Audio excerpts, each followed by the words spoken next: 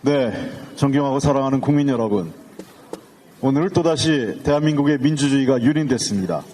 대통령은 거부권 남발로 국민의 인권과 노동자의 정당하게 일할 권리, 그리고 공정한 언론 자유를 훼손시켰습니다.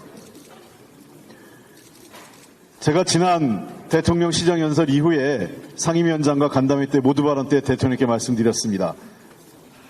국회를 존중해달라, 야당과 협치를 해달라, 그러기 위해서는 거부권 남발을 하지 않았으면 좋겠다 말씀드렸지만 역시 그 얘기는 대통령께서는 흘려들었습니다.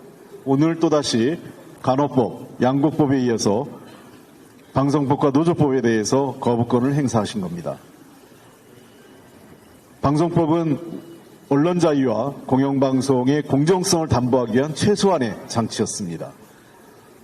노조법은 헌법이 보장한 단체행동권, 교섭권을 보장하기 위한 최소한의 장치를 마련하자는 것입니다. 변화된 환경에 맞게 실제 노동과 관련된 그 교섭권을 가지고 있는 당사자 간의 협상을 할 수 있는 법제도를 만들기 위한 것, 그리고 부당한 손배소로 노동자와 한 가정이 삶의 벼랑 끝에 내몰리지 않도록 막기 위한 최소한의 인권적인 조치를 하자는 것을 또다시 외면했습니다. 참 비정한 정권입니다. 그리고 참 나쁜 대통령입니다.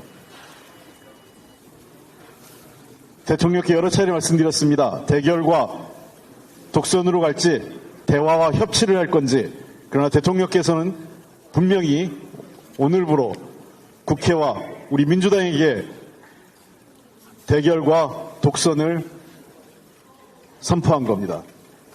어느 카드든 저는 맞설 각오로 돼 있다고 했습니다. 민주당은 오만한 정권, 잘못된 정권에 대해서 대결하고 끝까지 저항하겠습니다. 반드시 승리하겠습니다. 이동관 방통위원장의 사표 수리 매우 잘못됐습니다. 이동관의 사표 수리 문제가, 사표 제출 문제가 이미 여러 차례 우려가 됐었습니다. 마치 일부 언론에선 우리가 모르고 있었던 것처럼 얘기하는데 이미 저희가 알고 있었고 우려하고 있었던 내용입니다. 대통령이 사표를 수리한 건 잘못됐습니다. 파면시켰어야 되는 겁니다. 제가 이미 이 우려가 있었기 때문에 지난주에 모두 발언 때 이동관 파면 얘기를 했던 겁니다. 잘못된 공무원, 그리고 범죄 혐의가 있는 공무원에 대해서는 사표 수리하면 안 되는 겁니다. 파면 조치를 하든가 아니면 잘못된 게 없다고 생각하면 국회가 추진하는 헌법적 절차인 탄핵 절차에 순순히 응했어야 되는 겁니다. 이제 와서 탄핵 처리가 법적으로 이루어지고 또 헌법재판소에 가서 본인들의 범죄 혐의가 인용될 것을 우려해서 이동관의 뺑소니를 사표 수리란 이름으로 허용한 것은 매우 잘못됐습니다. 헌법을 유린하고 범죄 혐의를 저지른 고위공직자에 대한 법적 처리를 대통령이 방해한 것입니다.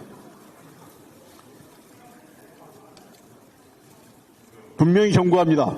방통위원장 어떤 사람이 오든 이런 독임제 행태 스스로 정부도 인정했습니다. 2인 독임제 형태의 결정은 다 위법한 형태이고 또다시 중대한 결정을 한다면 제2, 제3의 이동관 모두 탄핵시키겠습니다. 제대로 된 방통위원장을 보내시기 바랍니다. 저는 분명히 말씀드립니다. 대통령의 임명권이 있다면 국회는 그에 대한 정당한 탄핵권을 갖고 있기 때문에 또다시 이동관이 했던 방식대로 하는 방통위원장 보낸다면 그대로 자시하지 않겠습니다. 그리고 한마디 더 한다면 법사위 이대로 넘어가지 않겠습니다. 무려 법사위에 결의된 법안이 500건이 넘습니다. 이러려고 법사위원장을 달라고 했습니까? 국회 운영을 제가 지금 10몇 년께 했지만 이런 법사위, 이런 법사위원장, 그리고 이런 여당 처음 봤습니다. 민생법안 누가 더 시급합니까? 물론 여야가 없습니다. 민생법안에. 그러나 국정운영의 책임은 여당이 더 있습니다. 여당이 앞장서서 국회 파행을 막고 정상적인 법안 처리에 나서야 되는데 도리어 입법을 막고 법사위를 파행시키는 이런 행태가 어디 있습니까? 국민에게 분명히 요구합니다. 법사위원장과 국민의힘은 이번 사태에 대해서 공식 사과와 함께 재발 방지 약속을 해 주십시오. 그리고 다음 주에 예정된 대법원장 인사청문위원장이 김도읍 위원장입니다. 저희들은 수용할 수 없습니다. 교체해 주시기 바랍니다. 교체 안 된다면 대법원장 인사청문위원회 정상적으로 가동 안 될 겁니다. 이상입니다.